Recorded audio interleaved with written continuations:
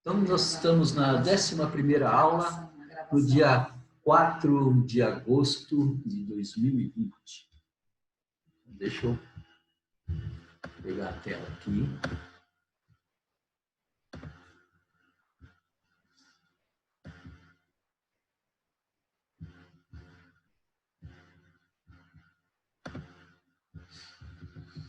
Então, hoje nós estamos na 11ª aula, Missões e Avivamentos. Aqui já começa a ramificação daquilo que nós vimos na aula anterior, né?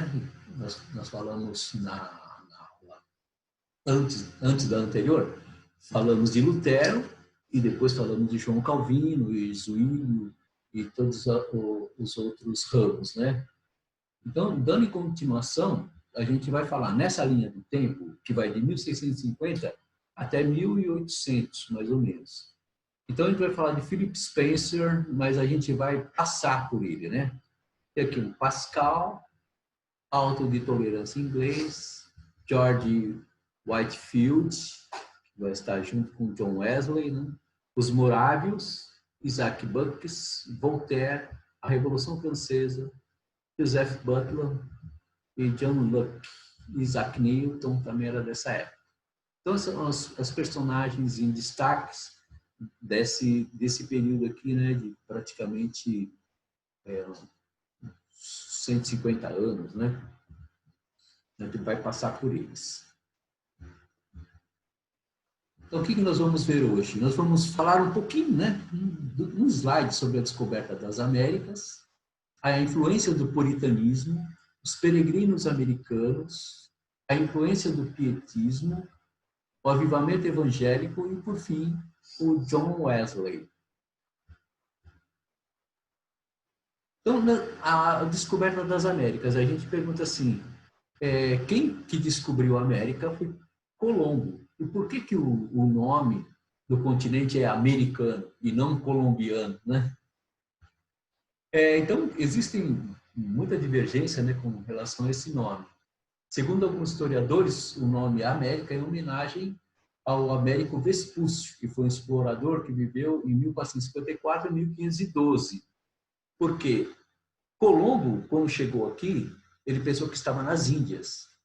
E Américo Vespúcio não, ele já descobriu que era um novo mundo. E ele relatou isso para a Europa e todos, então, em homenagem, depois da sua morte, né, eles batizaram o continente como americano, por causa de Américo Vespúcio. Na América do Norte, como vocês podem ver aqui, nessa gravura, né, quando eles estavam chegando para cá, em 12 de outubro de 1492, uma quinta-feira, um novo mundo abriu-se para a fé cristã. Pois nesse dia Cristóvão Colombo, almirante, vice-rei e governador de qualquer território que viesse a descobrir, avistou aves nativas, canas verdes e, finalmente, terra no lugar que foi conhecido como as Índias Ocidentais. Foi por isso que ele não teve o continente, né, como colombiano, e sim América, né?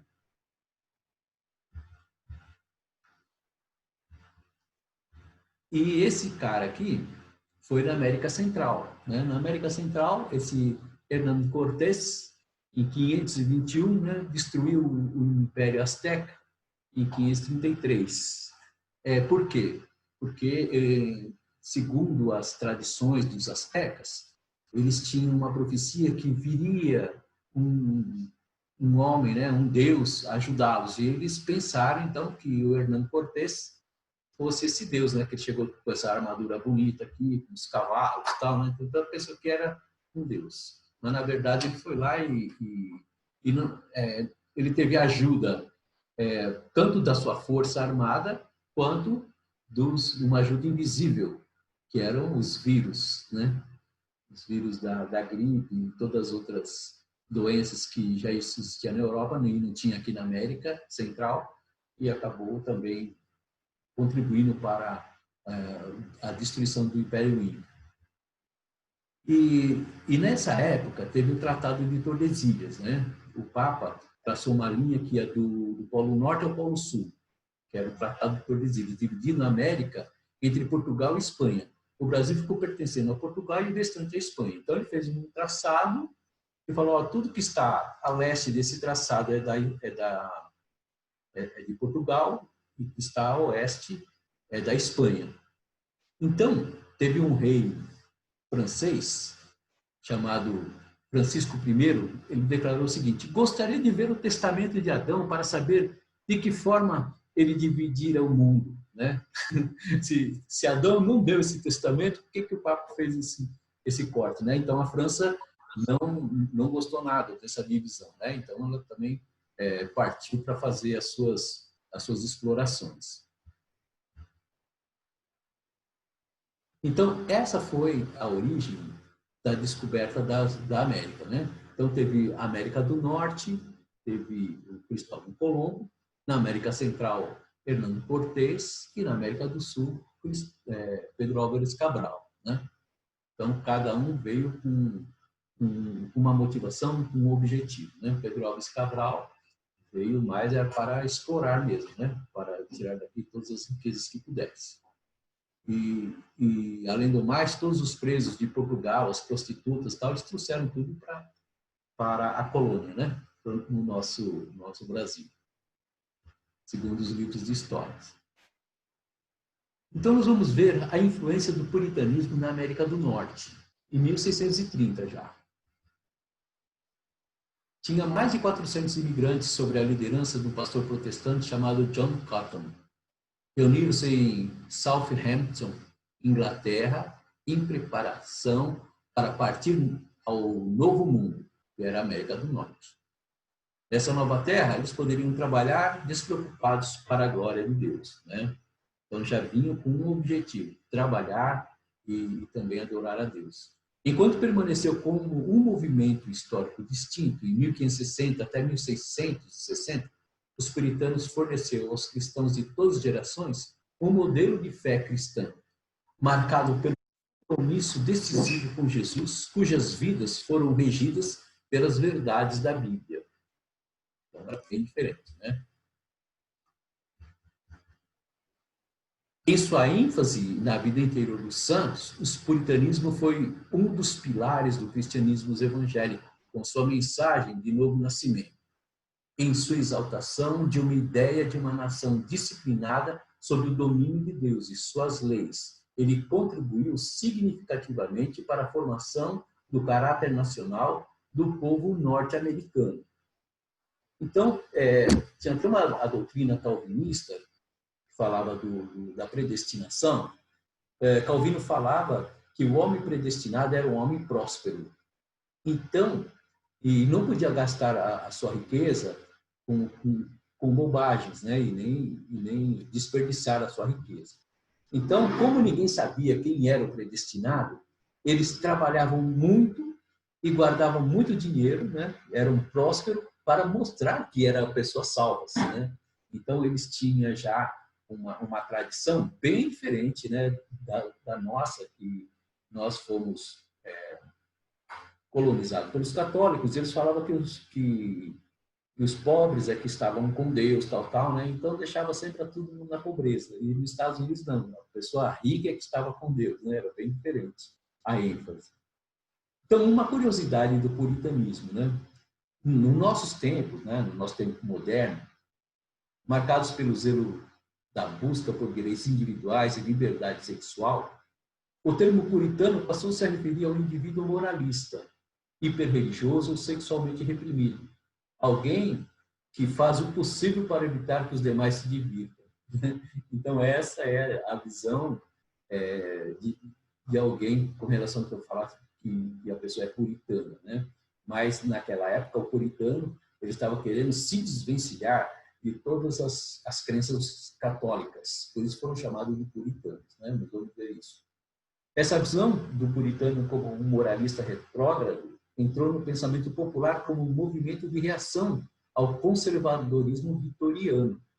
Então, hoje se fala muito sobre a linha conservadora, que ela é muito criticada, né, em termos dos progressistas, né, porque os progressistas tendem mais para o lado comunismo e tal, né, e os conservadores, existem várias linhas de conservadorismo, né, tem o conservadorismo religioso, mas tem agora o conservadorismo não quer dizer que a pessoa seja puritana, né, então tem pessoas que são conservadoras nos bons costumes, tal, e na moral, né, e na religião.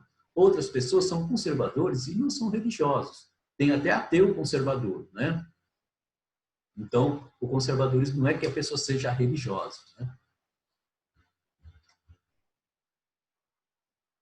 Então, aí, ó, depois então da influência desses puritanos, aparecem então os peregrinos na América do Norte, que eram essas pessoas. Essa aqui é lógico que é uma obra de arte, né? Praticamente eles viviam dessa maneira, assim, desses tipo de investimentos que era a moda da época, né?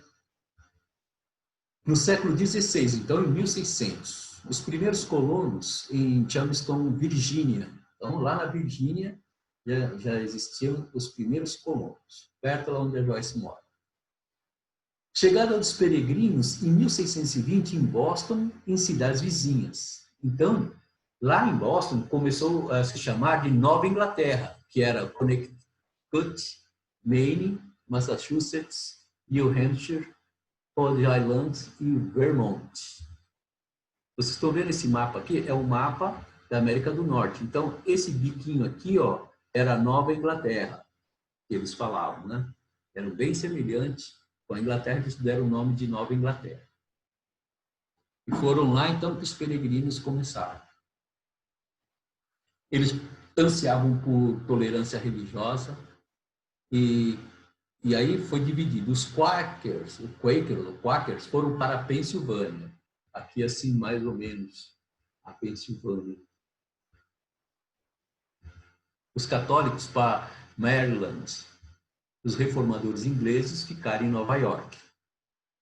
Então, foi assim que se deu, né, o início dos peregrinos americanos, né? Depois eles vieram para tomar todo o oeste americano aqui, né? E aí já é uma outra história. Depois chegaram os luteranos, os suecos, huguenotes franceses, batistas, ingleses, presbiterianos e escoceses. Então, depois que essa turma estava já instalada, né, os católicos, os quakers, os reformadores, aí chegaram os luteranos, os huguenotes franceses, os batistas, ingleses e presbiterianos escoceses. As pessoas podiam ser gravemente punidas por inúmeras razões. Então, quando eles começaram e se instalaram, né, aqui na terra, naquela terra, igrejas deles. Então, como que as pessoas podiam ser punidas? Por não comparecer aos cultos na igreja. Então, a pessoa era punida, não quer dizer que ela era chicoteada, mas ela era punida de outras formas, chamando a atenção e tal, né? Por negar a ressurreição de Cristo ou por ser irreverentes com a Bíblia. Então, qualquer uma dessas coisas, eles receberiam punição. Então, uma das coisas que apareceu, que foi de grande importância, foi a diferença entre denominacionalismo e sectarismo. Nós vamos ver, então, a diferença que havia entre essas duas vertentes. As seitas, que é sectário, né? Que era seitas. Então, o que é uma seita? Eles reivindicam a autoridade de Cristo somente para si e acreditam ser o verdadeiro corpo de Cristo, que toda a verdade lhe pertence e nem uma outra religião. Logo, as seitas são exclusivistas. Então, fala assim, olha, só a minha igreja salva, só a minha igreja é a certa. Isso é seita. Né? Ele não admite que outra religião, né, que outras formas de pensar também levam para os céus. Né? E o denominacionalismo é bem o contrário. Né? Uma teoria da igreja que ela fala que existe a verdade. Na igreja não pode ser identificada como a única estrutura eclesiástica.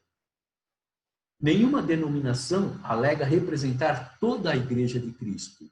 E cada uma delas simplesmente constitui uma forma diferente de culto e de organização da vida maior na igreja. Então, com essa teoria, o que aconteceu? Várias igrejas, né, vários outros tipos de cristianismo começaram, então, a aparecer e todos eles formavam a Igreja de Cristo. Então, eram os presbiterianos, eram os batistas, os menonitas, os quakers, né? Todos eles, então, eram uma denominação que representava a igreja, né? Então, mais tarde a gente vai ver algumas seitas, né? Por exemplo, a Testemunha de Jeová é uma seita, né? E quem não andar segundo a visão deles está errado. A Congregação Cristã do Brasil é uma semi-seita, que agora estão um pouco mais abertos. Mas antes eles acreditavam que só os que seguiam a igreja cristã do Brasil que seriam salvos, né? Inclusive eles não aceitam o nosso batismo, né? As pessoas que se convertem têm que ser batizadas na igreja deles, né? Mas ele já é um ramo do pentecostalismo que nós vamos falar na próxima aula. Então, qual era a influência? Então, nós vimos os puritanos, depois nós falamos dos peregrinos, e agora nós vamos falar da influência do pietismo. O que é o pietismo? Surgiu como uma reação à fé nominal do luteranismo alemão. Então, aqui que era uma reunião dos pietistas.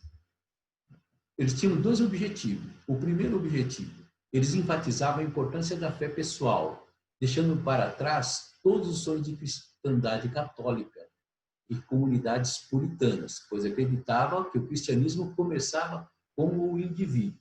Então, todo o catolicismo e o puritanismo já ficaram de lado, né, com a influência do pietismo. Então, o cristianismo começava com o indivíduo, né? Não era com um monte de regras que as pessoas tinham que obedecer, mas era alguma coisa que produzisse um novo nascimento. Assim, pela primeira vez na história cristã, a ideia de conversão de cristãos batizados, bem como de pagão, começou a ganhar destaque, né? Então, mesmo aqueles cristãos que faziam parte de outras igrejas que vinham para essa ideia do pietismo, eles eram, então, praticamente reconvertidos, né? E aí a ênfase agora estava dentro do indivíduo, né? Não mais na comunidade como um todo. A essência da fé é uma experiência pessoal da graça de Deus no coração daquele que crê. Era isso que eles acreditavam, né? E o segundo objetivo, os pietistas queriam transferir o centro da vida cristã, que estava nas igrejas do Estado, onde a pessoa nascia e era criada, para congregações íntimas daquele que tinha uma fé viva em Deus, né? Então, não ficavam mais dependentes lá daquele estado em que a pessoa nascia, que tinha uma igreja ali e tal, né? Aonde a pessoa estivesse, ela era, então, uma fé, né, viva de Deus, no lugar onde ela estava.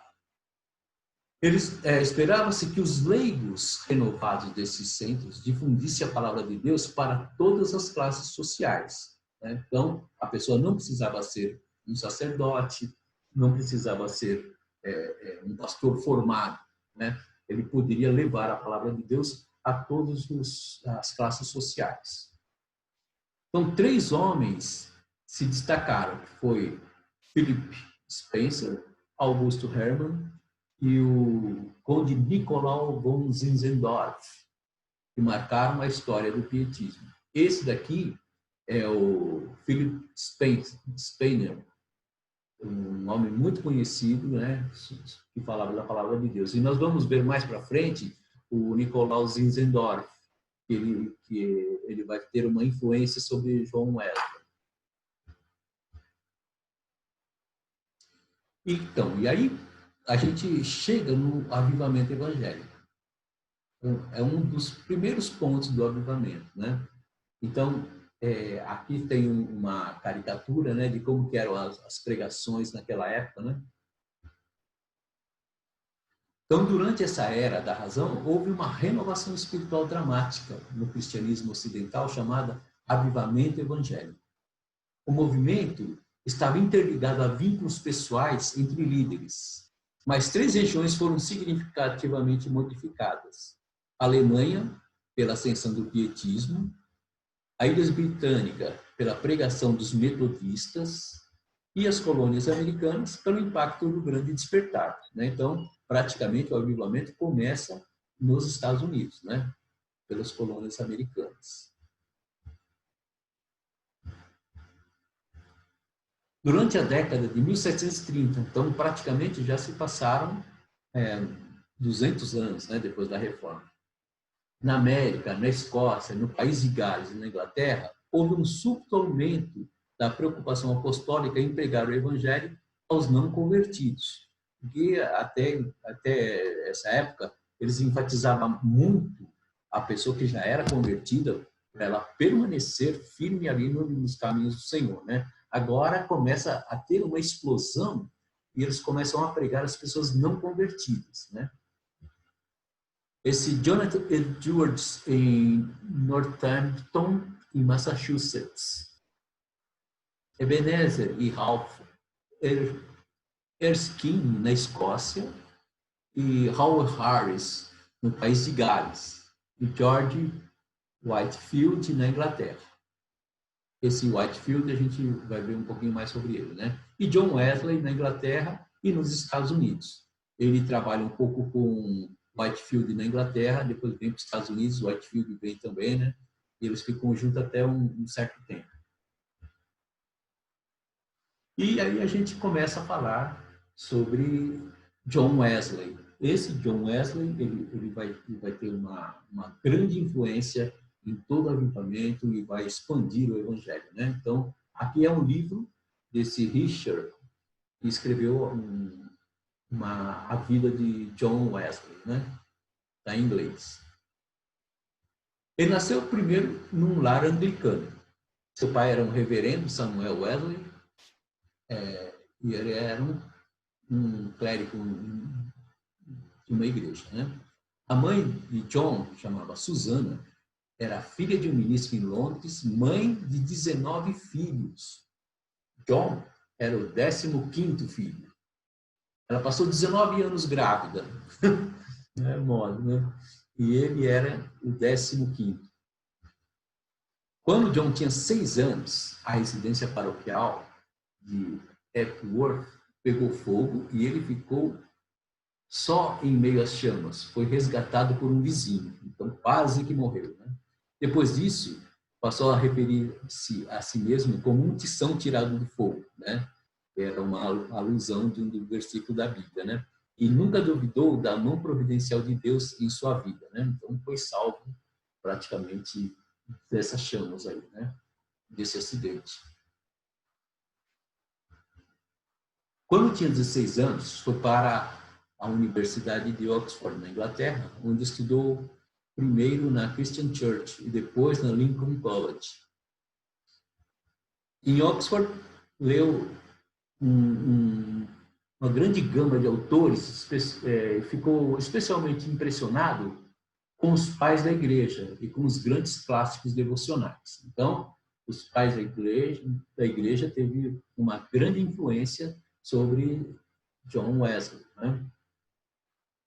Então, se a gente estudar os pais da igreja, ele vai ser assim uma fonte de grande inspiração para as nossas vidas mesmo, né? Os primeiros pais gregos ensinaram-lhe que o objetivo da vida cristã era a perfeição, um processo de amor disciplinado e não um estado religioso, né? Não é só a pessoa se converter e ficar bonitinho, mas ele tinha um progresso, né, de aperfeiçoamento. Em 1726, em Oxford, reuniu uma equipe para elaborar um plano de estudo e uma regra de vida com ênfase na oração. Então, vamos ver o que acontece, né? Os que discordavam desse grupo apelidaram de traças da Bíblia, metodistas e clube de reforma. Metodista foi o rótulo que permaneceu. Então, ele apenas reuniu uma equipe para elaborar um plano de estudo e uma regra de vida, de oração. Então, as pessoas, para fazer um bullying, né, falavam que eles eram traços da Bíblia, né, que ficava roendo a Bíblia lá, né? e como eram metódicos, passou então a ser chamado de metodista, né? Esse rótulo permaneceu. Então ele, basicamente, né, ele é o fundador do metodismo, da Igreja Metodista, né? Logo se juntou ao grupo de George Whitefield, estudante da Pembroke College, que era esse cara aqui, ó, o amigo dele, o grande amigo dele.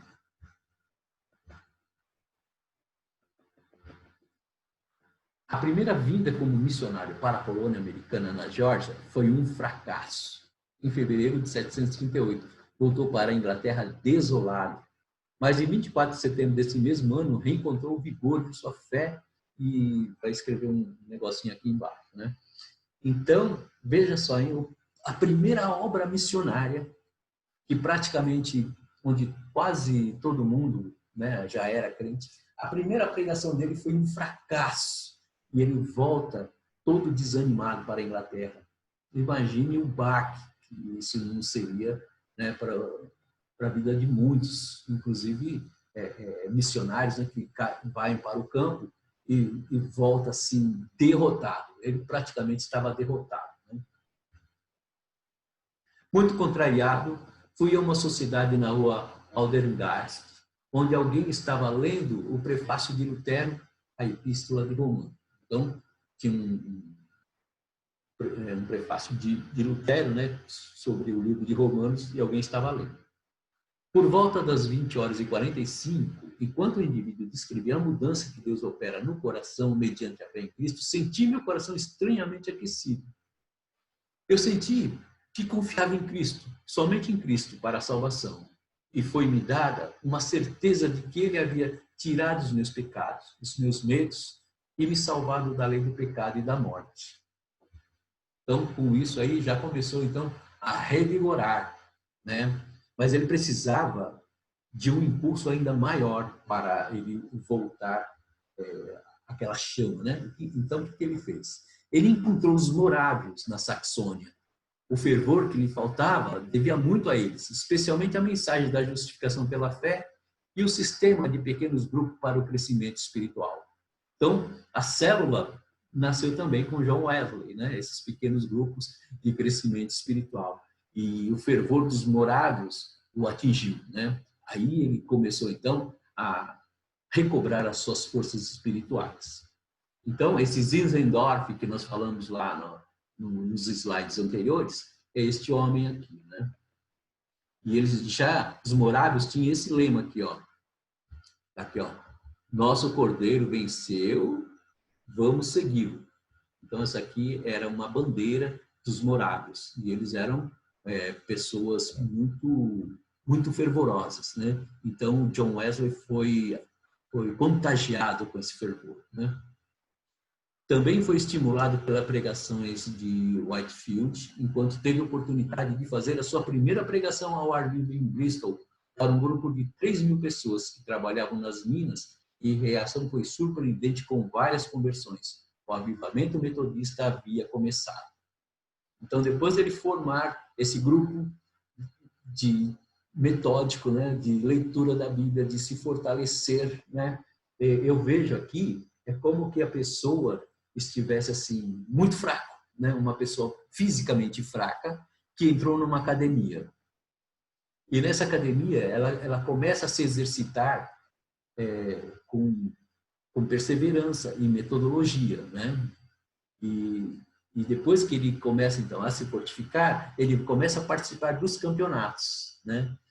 De fisicultura e tal, né? E de repente ele se descobre uma pessoa disputando campeonatos mundiais. Eu vejo que John Wesley foi dessa forma, né? Ele montou uma academia que praticamente era uma pequena célula onde ele, através de uma perseverança e uma disciplina, começou a estudar a Bíblia e começou a ter uma vida de oração. E depois, tudo que veio foi consequência dessa busca interior, né? Então, ele teve primeiro contato com os morávios, que lhe deu o fervor que lhe faltava, e depois ele conheceu esse Whitefield, que incentivou a ele fazer essa pregação para os grupos de trabalhadores muitas pessoas se converteram quando ele pregou para 3.000 pessoas, né? Então aí ele recobrou a sua confiança, né? Daquele dia em diante, fez várias pregações nas prisões, nas pousadas, cemitérios e embarcações. Aí ele estava em todo o gás, né? Em Cornwall, pregou para 30.000 pessoas. Em 1740, escrevera em seu diário que percorria 7.000 quilômetros por ano a cavalo, o que significa que ele percorreu 400.000 quilômetros em toda a sua vida a cavalo. 400.000 quilômetros é muita coisa, né? E então ele tinha 7.000 quilômetros por ano, sempre a cavalo, indo para todos os lugares, né?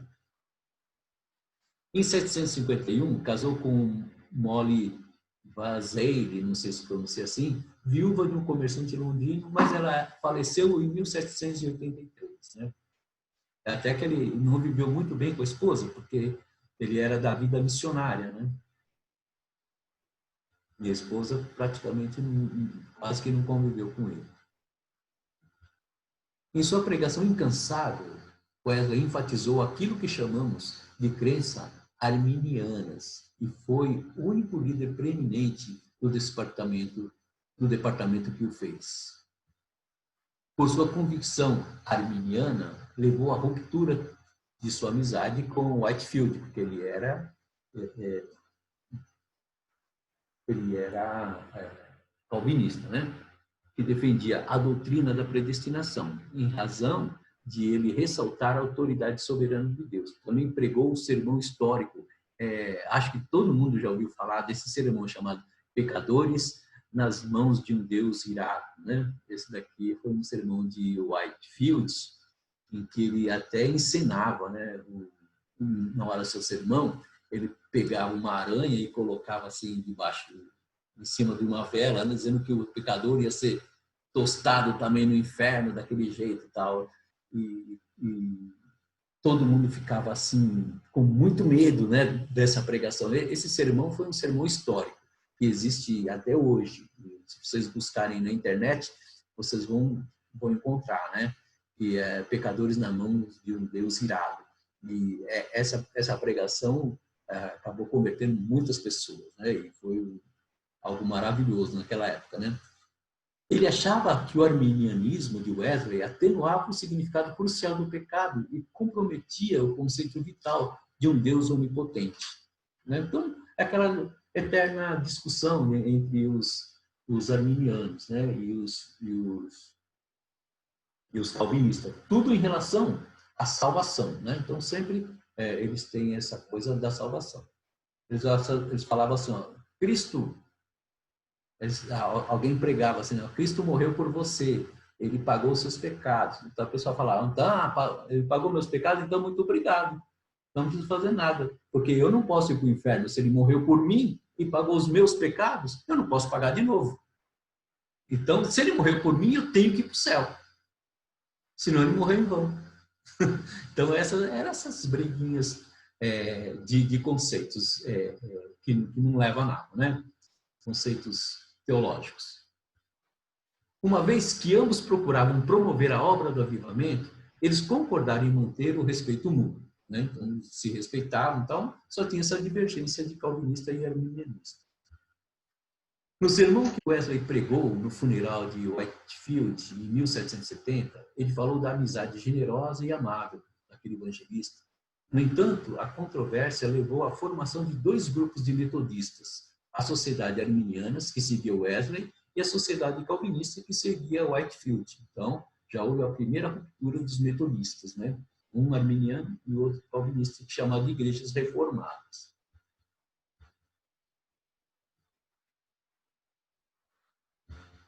Uma das responsáveis pelo avivamento metodista foi a reunião de classe para testemunhos, orações e encorajamento espiritual. À medida que o trabalho crescia, Wesley decidiu empregar leigos das sociedades e classes como pregadores e assistentes pessoais. Mas evitou cuidadosamente chamá-los de ministro e não deu a eles autoridade para administrar os sacramentos. Os sacramentos cristãos protestantes eram dois, né? a ceia e o batismo. Então, esses leigos não podiam ministrar a ceia e nem fazer o batismo.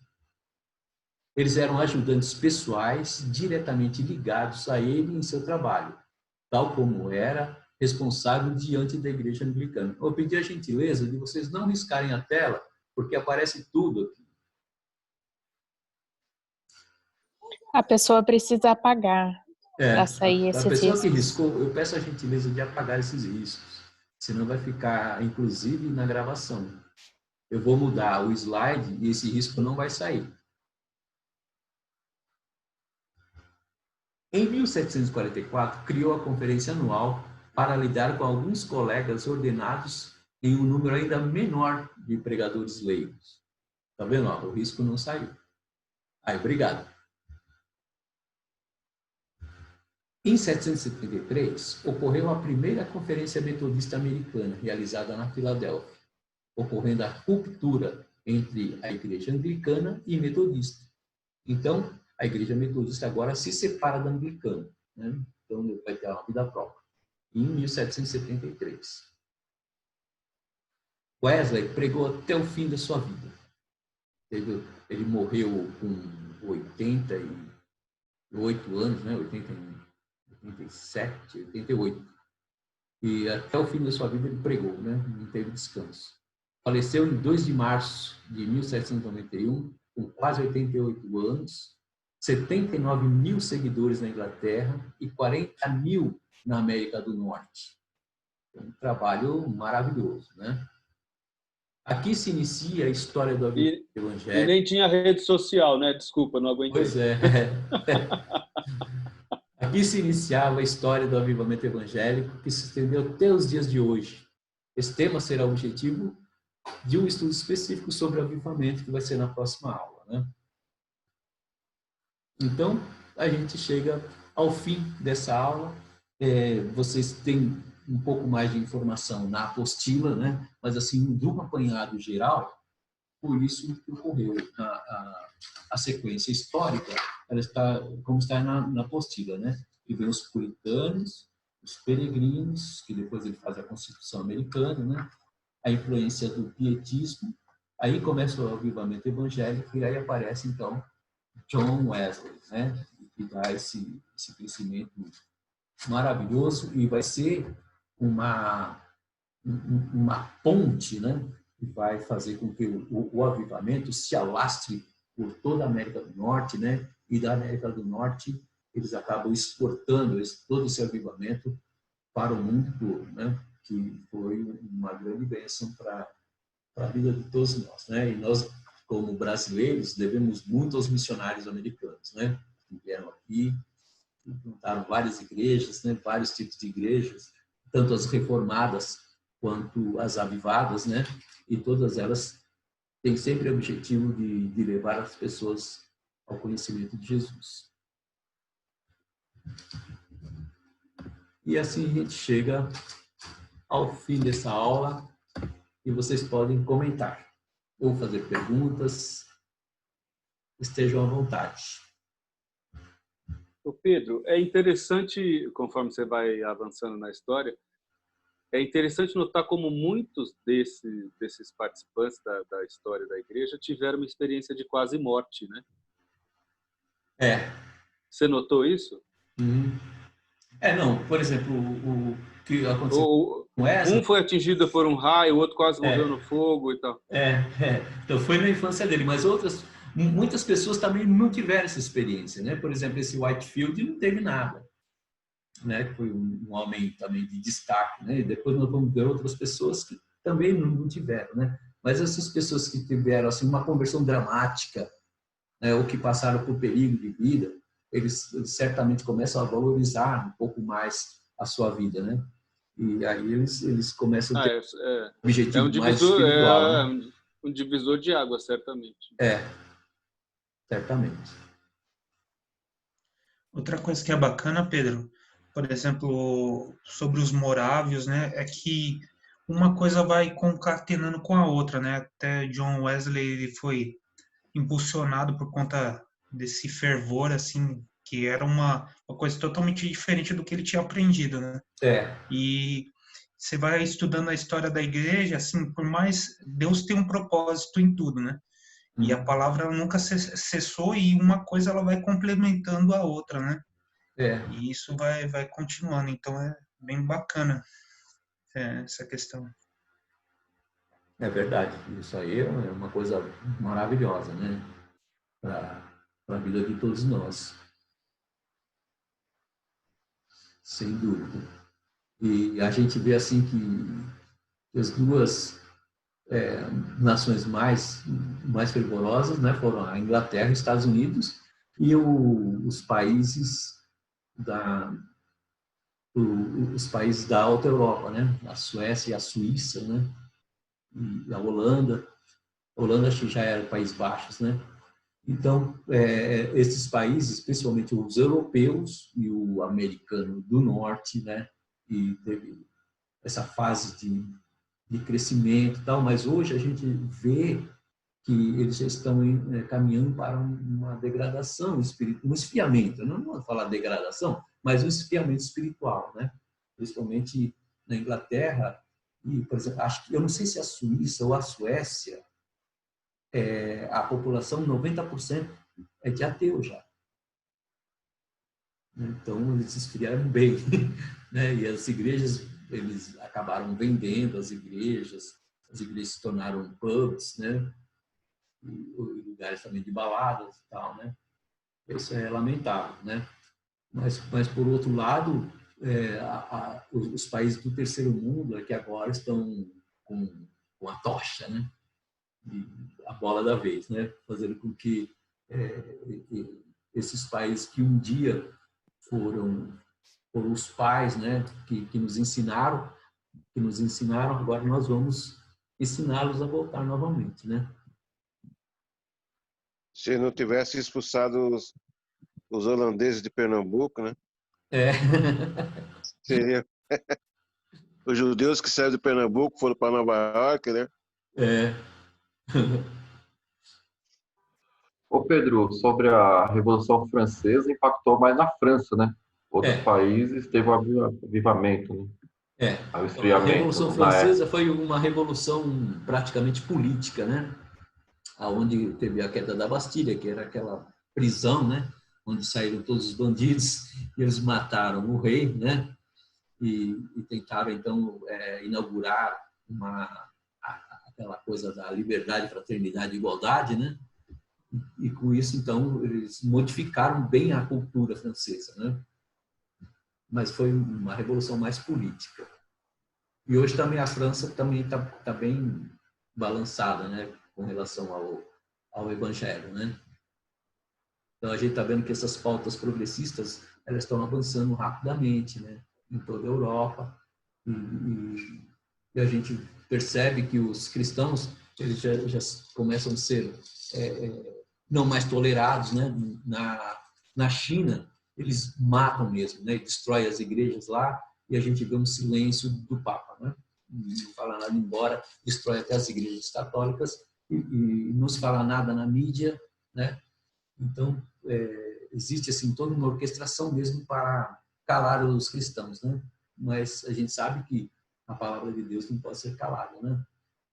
E os cristãos nunca vão se calar, né? Vão passar por várias angústias, vários sofrimentos, mas a gente nunca vai deixar de falar. Tá certo? Mais alguma coisa? Pedro, a questão do arminianismo e do calvinismo, hoje ela ainda é muito presente ainda, né? Na igreja, nas questões polêmicas, não é? Na questão de salvação Isso. Porque, por exemplo, o calvinismo, eles não creem no milênio, né? A maioria deles é milenista. Eles acreditam que o milênio já ocorreu, né? Cristo, quando chegou Cristo, já derrotou o diabo, né? Então, é sempre na questão da salvação, somente, né? Como a pessoa é salva. Então, os arminianos falam que as pessoas têm que se arrepender e aceitar a palavra de Deus, né? E aceitar Jesus no seu coração. E o calvinismo fala que Deus primeiro modifica a pessoa, para depois ele aceitar. Não tem como a pessoa não ser tocada pelo Espírito Santo, né? aí ela se converte, ela não tem escapatória. Se Deus falou que aquela pessoa é predestinada, ela vai ser salva, independente de qualquer coisa. Agora, não quer dizer que a pessoa, por exemplo, é predestinada, é salva, ela vai permanecer no pecado. Se ela é predestinada, ela não vai ficar no pecado. Senão ela não é predestinada. Então, é só essa questão de salvação, né? Só com relação à doutrina soteriológica. O resto permanece tudo igual, né? Só aqueles 5 pontos que os arminianos levantaram lá na Holanda.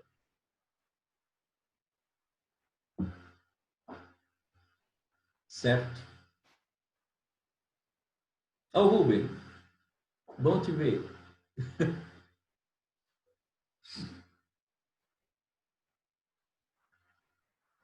Então é isso, pessoal.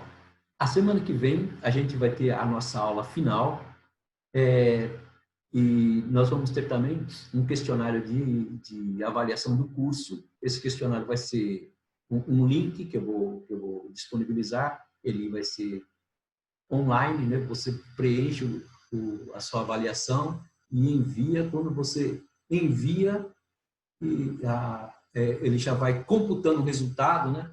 Então, depois que todo mundo enviar, eu já também publico o resultado da avaliação. Tá bom? Então, na próxima aula, ela vai ser um pouco mais extensa.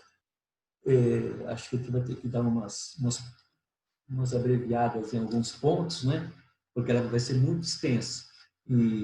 Mas vai ser uma Pedro, daquilo que a gente viu. Uma sugestão, não sei se todos concordam, mas em vez de você abreviar o conteúdo da próxima aula e passar de uma maneira mais rápida, dividir em 2 e aí na segunda a gente consegue comentar um pouco mais, como é a última aula. O que você acha?